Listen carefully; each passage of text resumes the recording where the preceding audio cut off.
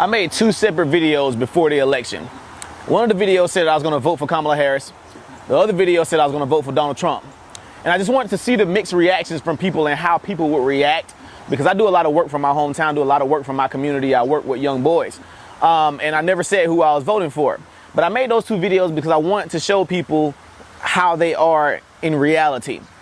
I made the Donald Trump video and I made the Kamala Harris video. Under the Kamala Harris video, you definitely had some Trump supporters like, well, we understand that you may have a different opinion or whatever, but we still support what you do. Maybe you'll wake up one day, etc., etc. You know, things like that. It wasn't nothing vile, wasn't no bad comments or nothing.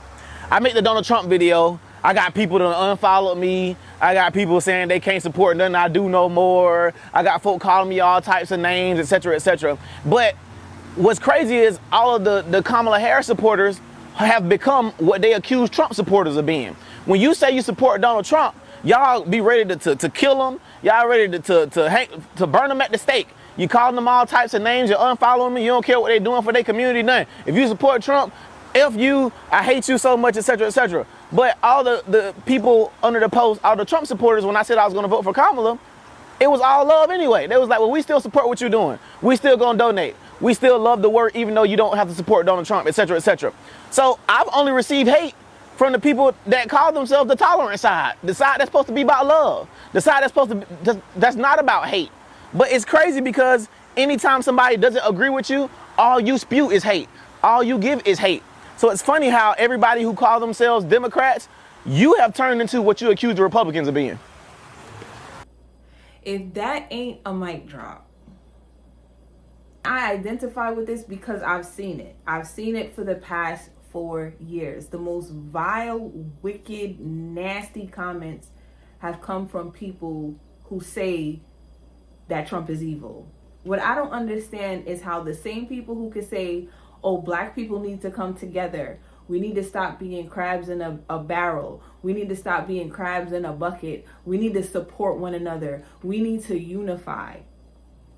Those same people will disregard you, revoke your black card, kick you out of the barbecue if you say you're a conservative, a Republican, or you voted for Trump.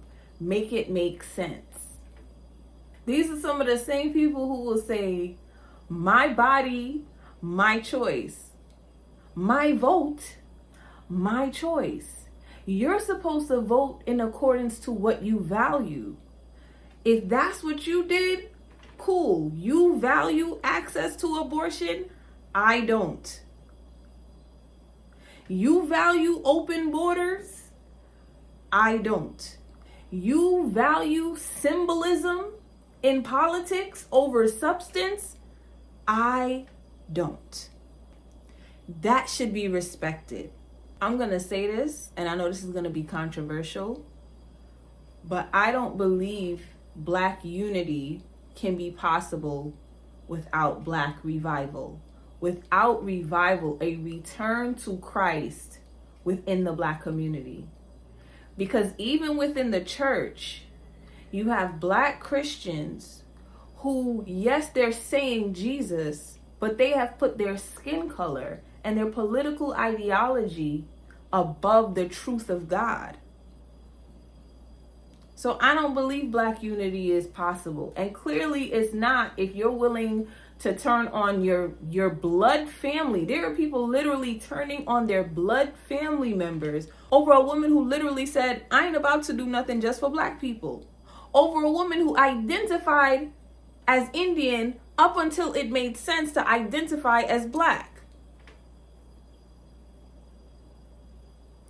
Nothing about Kamala's political history says that she is for the people.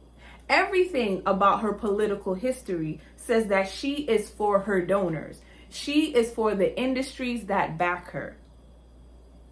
And so for y'all to be going to war against your own family, against your own blood, against someone who is literally doing the work. I'm going to tag him and I'm going to put his link in the description. This is someone who is literally doing the work. You will literally turn on someone who's doing work in your community just because they said they're not supporting the woman who has done nothing for your community. Make it make sense. In this here AD 2024, if you still believe that your life is literally in danger, that you're facing slavery, literal enslavement, you are being brainwashed. You have been brainwashed. And don't take that as a judgment, because I was brainwashed. I watched the CNNs and the MSNBC, and everything they said, I believed it. So I have a challenge for you. Go on Trump's website. Go on his website. Not Wikipedia. Not any of your news, the mainstream media sites. Go on Trump's website. He did a series of videos spelling out what he's going to do when he gets into office in January. Go and watch those videos and find what policy, which one is getting ready to put you back in chains. Which one? Find it.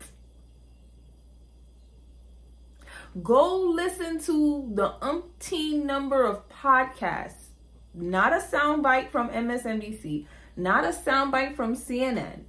Go and listen. If you believe your life is so much in danger because of this person, then what you need is information. You need to find out as much information as you can from the person themselves that is about to run the country that you live in and that's about to put you back in chains. You need to find out what this person actually stands for, and you need to do it for yourself. So if you care so much about your life and you're just so afraid, it's time to do some research. It's time to be armed with some real knowledge, with some reality, with some truth. Jesus said in the book of John, do not judge according to appearance, but judge with righteous judgment. Listen for yourself. Stop thinking through the lens of emotions. Stop thinking through the lens of race, and listen for yourself. And then go and watch one of his podcasts, Joe Rogan, Flagrant, one of them podcasts that he did. And you listen to him speak. And you listen to what he actually stands for and what he actually plans on doing for this country. If you think your life is so much in danger. I don't make this content because, I'm just trying to get you on board with Trump. No, this is about truth. Because these lies being fed to you by the media has kept the Black community bound for too long. You live in the most opportunity-rich nation in the world. And you are being blinded to some of those opportunities because of bitterness and because of lies that are being fed to you. Lies that have been fed to you through the education system, through media, through TV, through Hollywood, all to keep you bound, all to make you non-competitive in the free market. If we keep viewing everything through the lens of race, we are going to continue to self-sabotage our community because we're not living in reality. Does racism exist? Absolutely. It's going to exist until Jesus comes back. But does it have the power to stop you if you let it? So that's all I got to say, y'all. Like I said, I challenge you to go on Trump's website and listen to the videos for yourself. Listen to what the man actually has to say instead of listening to sound bites.